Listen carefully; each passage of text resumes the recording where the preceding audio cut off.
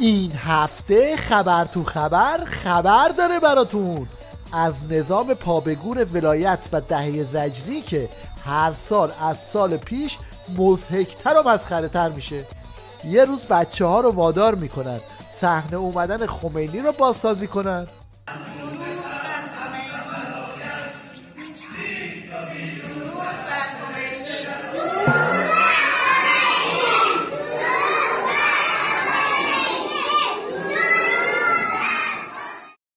یه روزم با این جنگولک بازی ها میخوان امام کفن پاره رو قاطی بازی های بچه ها بکنن. زنجیر منو بافتی پشت تو انداختی بلند امام اومده چیشی آورده امام اومده بله امام اومده. حالا کدوم امام؟ همون که اولش میگفت اصلا دنبال حکومت نیست. اینهایی که با حکومت فقیه مخالفند، با اینکه الان هم در قانون اساسی که درست کردن قضیه حکومتی نیست کار. اصلا اسلام حکومت نداره. اسلام اینطور نیست که یه حاکمی مثل آقای هیتلر داشته باشد اونجا، مثل آقای کارتر که نظیر هیتلر است داشته باشد اونجا و سرکوبی کند همه را بزند و بکوبد. اصلا این چیزا در اسلام مطرح نیست. البته این فیلم ها رو الان دیگه تیویریش هم جرأت نمیکنه پخش کنه، چون دجالیت امامشون رو لو میده. به جاش این آخوندهای دوزاری رو میارن که با خالی بندی از دستاوردهای نداشته نظام بگن. امام آمد به ما شخصیت داد، خانا شدیم. امروز تو دنیا ایران خاناترین کشور است. رئیس جمهور آمریکا میخواد رأی بگیره، اولی سوالی که ازش میپرسن میگن تو با ایران میخوای چیکار کنی؟ خیلی مهمه. جنتی لعنتی هم طبق معمول به هزیونگویی رو آورد و تلاش کرد تا امید درمانی کنه. آمریکا الان خودش در اداره کشور خودش مونده. الان این همه گرسنه تو آمریکا هست، میلیون ها گرسنه تو این کشور هست. وضع مردم اونجا، قدرت آمریکا رو به زواله. مقام معظم رهبری فرمودن قدرت آمریکا رو به افوله. حالا شاید سوالتون بشه که چرا آمریکا در حال افوله؟ پاسخ رو از زبان این سرتک تک پاسدار سلامی بشنوید که معتقد علتش اینه که آمریکا ولی فقیه نداره. به زبان خود آمریکایی ها، آنها یکی از بزرگترین نقاط آسیب و ضعف خود را فقدان یک رهبری روحانی و کاریزما پایه معرفی کردند با این عنوان لاتین lack of charisma based leadership، چیزی که به فضل الهی ما از آن بهره مندیم. خلاصه این که آخوندا در دهه زجرشون تا دلتون بخواد خالی بستن و از اقتدار نظامشون در 40 سالگی گفتن. سال 91 دماوند انقلاب پیدا میکنه، بیشتر البته، و بعد هم عرض شود که سهند که امروز ادعا میکنه ما همه چیز میسازیم و این جدی است، شوخی نیست. ما تجلی یک باور عمومی برای تحقق شعار ما میتوانیم رو میتونیم کاملا ملاحظه کنیم. این شما و این هم یکی از دستاوردهای نظام در عرصه کشاورزی مکانیزه.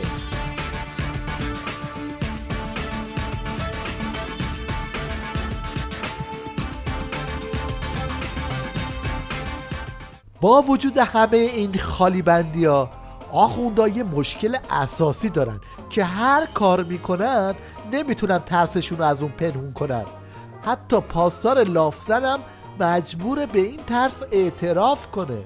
اونها دارن مسئولین رو میترسونن، مسئولین رو از تهاجم نظامی میترسونن، از تحریم میترسونن. این ترس بزرگترین تهدیده برای ما توصیه‌مون به مسئولین محترم اینه که نترسید، نگران نباشید. اگر قرار اتفاق بیفته تهاجم نظامی باشه، اولین کسایی که باید جواب بدن ماها هستیم. و ما از این بخش نگرانی نداریم. ما نگرانیمون از درون کشوره، از داخله. البته این پارسای خوابیده دردی از آخوندا دوا نمیکنه. روزش همین پاسدارا 2 تا پا دارن، 2 تا هم قرض میکنن الفرار.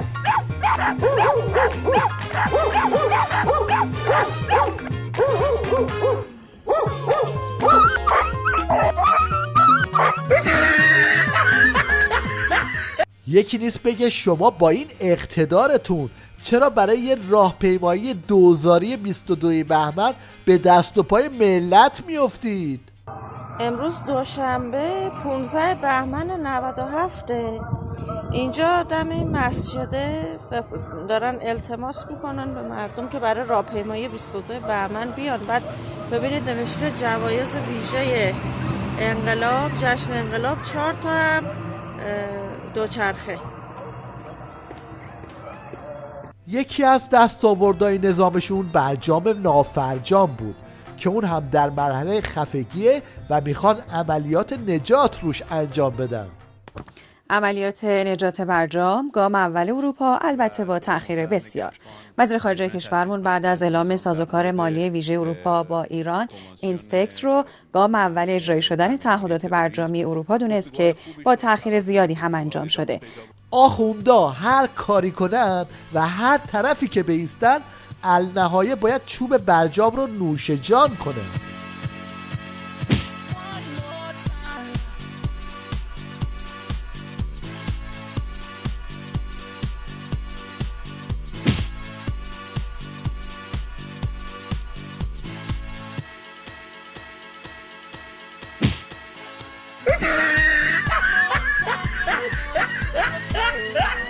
تو این هیروویری عظمای تلس شکسته هم به فکر خاریه که تو پاش رفته و باعث شده از قافله عقب بمونه. مضمونش اینه که داشتیم با کاروان میرفتیم، یه خاری تو پای ما رفت، خم شدیم نشستیم خار رو از پامون در بیاریم، دیگه نرسیدیم به کاروان. اینجوریه، یعنی کاروان پیشرفت دنیا اینجوریه. تا نشستی شما خار رو از پا در بیاری از راه عقب موندی، دیگه نمیشه رسید، چون اونم داره میدوه. شما اگر میدوی او هم داره میدوه. تو شرایطی که بحران‌ها آخوندا رو از همه طرف احاطه کردن، شیوه مدیریت بحرانشون یه چیزی تو این مایه هاست.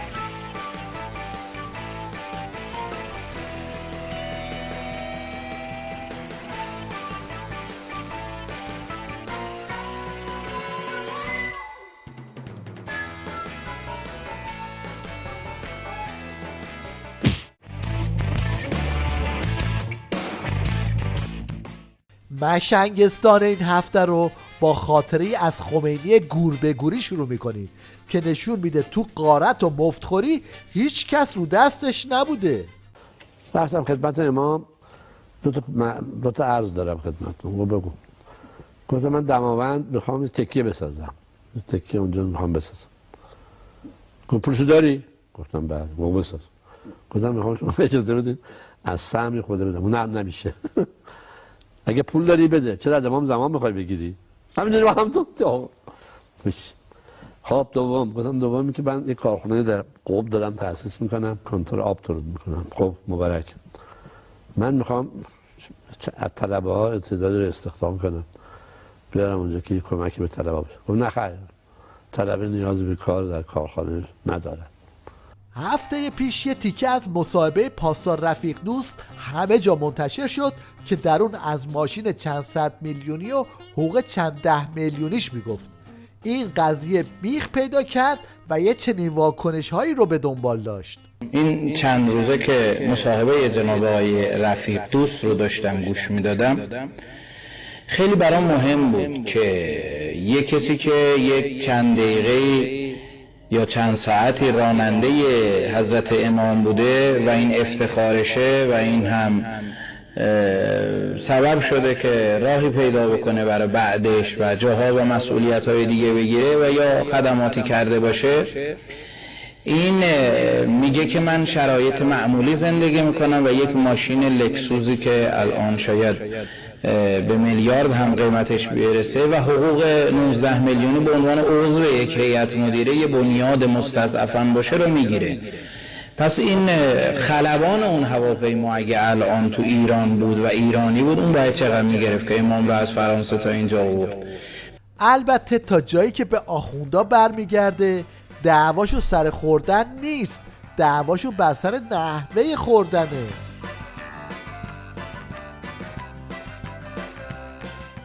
رفیق دوستم که دید قضیه داره بیخ پیدا میکنه گفت من اصلا از اول پولدار بودم. اولا من قبل از انقلاب وضعم خوب بوده، تاجر بودم. من قبل از انقلاب بنز 220 سوار می شدم. ساده‌زیستی ادای فقرا رو در آوردن نیست. از اونجایی که اوضاع نظام خیلی خرابه تک تک کارگزاران دزد اون یه ماله دستشون گرفتن و دنبال ماسمالی دزدیاشونن. همین الان مردم دارن این گفتگو رو میبینن میگن چرا آقای دکتر ربیعی بچه جوادی میره سعادت آباد میشینه؟ آیا سعادت آباد امکانات بهتری داره؟ این سوالو بدتر میکنه، میگه خب چرا باید سعادت آباد امکاناتش بهتره؟ بالاخره ما تو جوادی خونمون هم افتاد تو طرح نواب، افتاد تو طرح نواب و تحقیق مشاور املاک پیدا میکنیم هماهنگ میکنیم. نه حالا بالاخره من حالا این که مطایبه است با حضرت عالی، اینم نوعی ریاکاریه که من شما این نوعی رو عرض کردم. من بالاخره الان استاد دانشگاهم حقوق بالای کارمندی دارم، یعنی کارمندای رد بالا استادای مثلا کارمندای نه مثل مدیران شرکت ها، تو کارمندامون کارمند حقوق بگیر خوبیم، استاد تمام دانشگاه هستیم. من دیگه مهم منش منه، مهم اون روش فکری منه، منش منه. این وزیر نفتخوار شیخ فری هم این هفته در وقاحت به خودش سور زد و با یه جمله نشون داد که آخوندا برای فشار آوردن به مردم چه نقشه هایی دارن. ببینید جز سرمایه بندی یا افزایش قیمت راهی نداره، یعنی یا باید سرمایه بندی بشه یا افزایش قیمت داده بشه، راهی دیگه وجود نداره. چیکار باید بکنیم دیگه؟ افزایش قیمت منطقیه به نظر شما؟ مثلا تا وقتی که مردم تحمل کنن.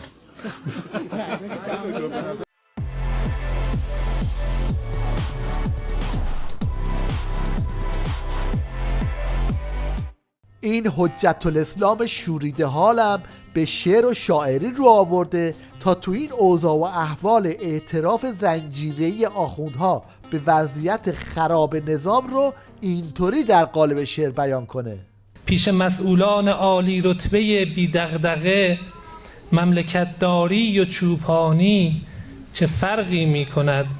صنعت ما قطعه هایش وقتی از دم خارجی است، خارجی با جنس ایرانی چه فرقی می کند؟ توی این دژ تا شتر با بار خود گم می شود، دزد با مأمور دژبانی چه فرقی می کند؟ زیر چتر این دزدی‌ها و اختلاس‌ها یه چنین کلاهبرداری‌ها هم رو میشه که در نوع خودش منحصر به فرده. 1 2 3 4 5 6 7 8 9 10 11 12 13 14 15 16 17 18 19 20 است. اینطوری به ما دادن. خب بسته رو 1 تومانی ما دادن، در صورتی که شما برعکسش کنید همین پولا رو 1 2 3 4 5 6 7 8 تا بیشتر نیست. حواستون باز جمع باشه که اینم پولا که ببینید چجوریه چسب شده است از اینجا. حواستون خیلی جمع باشه. مردم هم در همین شرایط با زبونهای مختلف و از جمله زبون طنز مسائل و مشکلاتشون رو بیان میکنن. آیران داری چه کار میکنی؟ والا یه نظری داشتیم گوشت گوسفند که نمیشه بخری. خب گوشت مرغ هم که شده کیلو خدا توان نمیشه بخری. یه نظری داشتیم گفتیم بکشیمت خونی بریزیم ببر مال میام بیا بکشیم. ان شاء الله نظرتون قبول باشه. قربونت برم الهی. پاشو بگی. مال پاشو بگی مالک. پاشو بگی خیلی گرم کنه. قلوپ اوش میدادین میخوره. او دادیم خب اوش دادیم. به هزی گوشت سفید دادم کیف کرد. اینکه ناز کنم بریم ماشین. خونی بریزا. خونی بریزا. حالا تیویریش رفته این به اصطلاح رفیق قدیمیش رو پیدا کرده تا با این خالی بندی ها شاه دزد نظام یعنی خامنه ای رو در ببره. رفاقت شما با رهبری چطور بود؟ خیلی جوانی اوشون به نظرم 20 سال 18 سال داشتن، منم 25 سال رفیق شده. الان هم میبینین ایشونو؟ بله، هر وقت برم تهران. ایشون چند وقت پیش آمده بودن مشهد، آمد اینجا نشست. بعد این پسرم برای شیرینی بود، خندید به من گفت من از روزی که رهبر شدم شیرینی، میوه خوب، غذای خوب نخوردم. چرا؟ برای امیرالمومنین این کارا میکرده دیگه. اگه برنج بودم میگفتم در برنجای درجه 2 و 3، نان بودم میگفتم نری بگی نان داد شبری های خامنه، همونجور برو یک نان دو تا نون بگیر بیار. این آخوند بی عمامه که از مؤسسین سپاه ماستداران نظام هم هست، با تعریف یک خاطره از زندانهای زمان شاه اوج مرتجع بودن خودش رو قشنگ برملا میکنه. من یادم مسعود رجوی یه جمله داشت، میگفت کاری که ما در تبیین اسلام کردیم در 1000 سال گذشته سابقه نداره.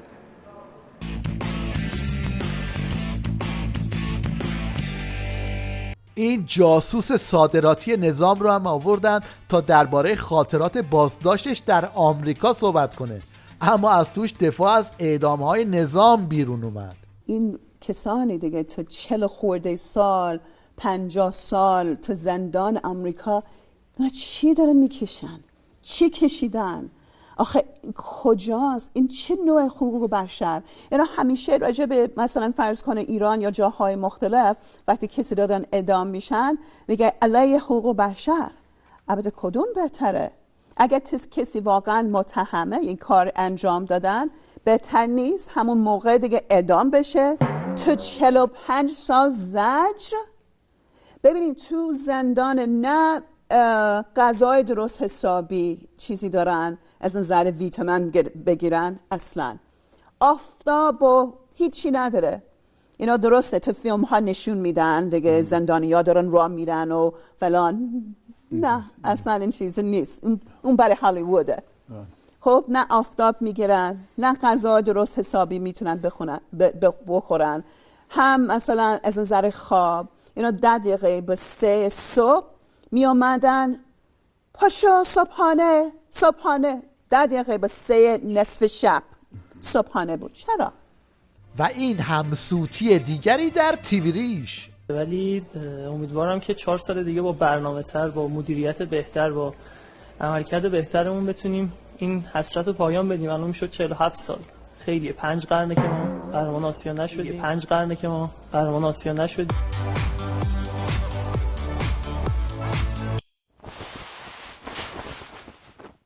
در پایان توجه شما رو به شیرینکاری های این جوون خوش‌ذوق جلب می‌کنیم که هر بار برگ‌های جدیدی رو میکنه.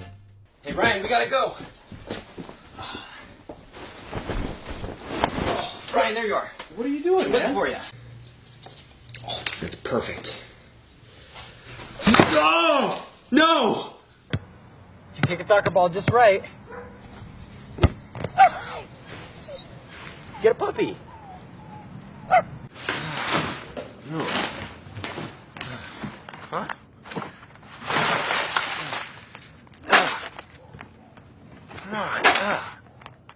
Ah.